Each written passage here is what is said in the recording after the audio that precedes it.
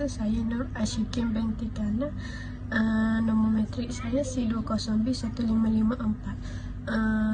Saya ingin membantangkan tentang tugasan berkumpulan laporan bertulis portfolio penghayatan etika dan budaya, iaitu di bawah tajuk etika pembelajaran secara atas talian oleh pelajar universiti. Isu yang ingin dikupas atau topik yang akan dikupas ialah etika seorang pelajar dalam menepati masa. Pada masa kini pelajar banyak belajar melalui secara atas talian. Jadi seorang pelajar itu banyak yang kurang memberi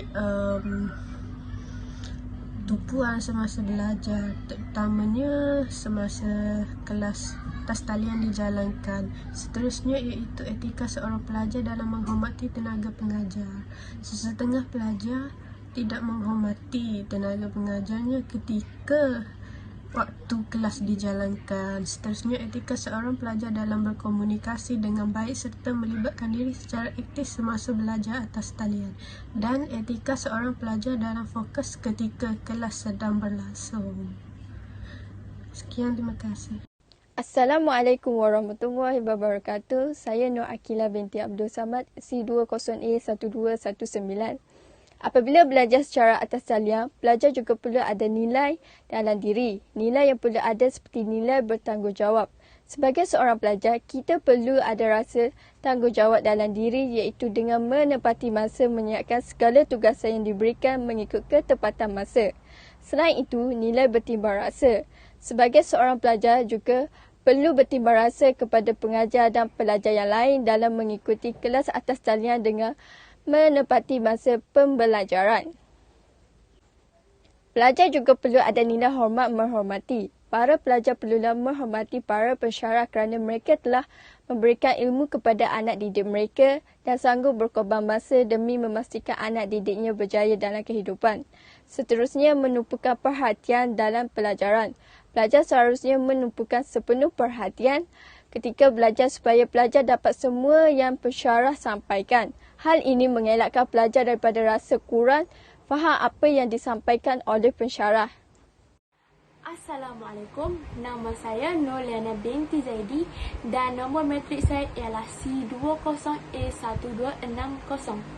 Saya akan menganalisiskan fakta yang telah dibincangkan bersama ahli kumpulan saya dengan secara ringkas. Semenjak Perintah Kawalan Pergerakan ini dilaksanakan, maka sesi pembelajaran atas talian wajib dijalankan untuk para pelajar agar mereka tidak menangguhkan sesi pembelajaran mereka.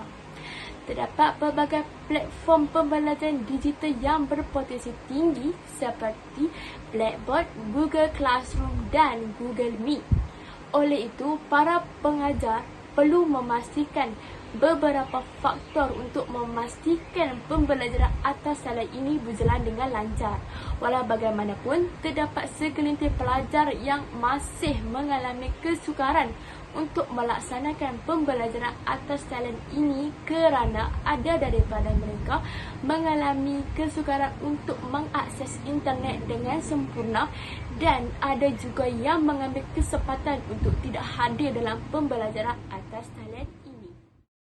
Assalamualaikum, saya Nur Afifah binti Baslan, nombor matrik C201558. Saya ingin membentangkan bahagian saya iaitu rumusan dan justifikasi. Dalam rumusan, kajian mengenai etika pembelajaran secara atas talian oleh pelajar universiti tidak boleh dipandang rendah kerana adab dan etika amat penting dalam membentuk sahsia dan peribadi seseorang pelajar. Oleh itu, tujuan isu ini dijadikan sebagai tugasan kami adalah dalam memberi kesedaran kepada pelajar bahawa pentingnya kita beradab semasa kelas dijalankan. Sebagai contoh, pelajar yang bermasalah seperti masalah internet hendaklah memaklumkan terlebih dahulu kepada pengajar atau pensyarah bagi mengelakkan salah faham antara pengajar dan pelajar tentang kehadiran kelas.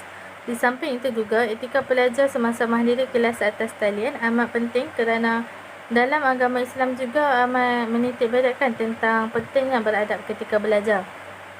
Dalam justifikasinya pula, orang yang beretika ini akan sentiasa menjaga tingkah lakunya agar tidak bertentangan atau melanggar kehendak masyarakat.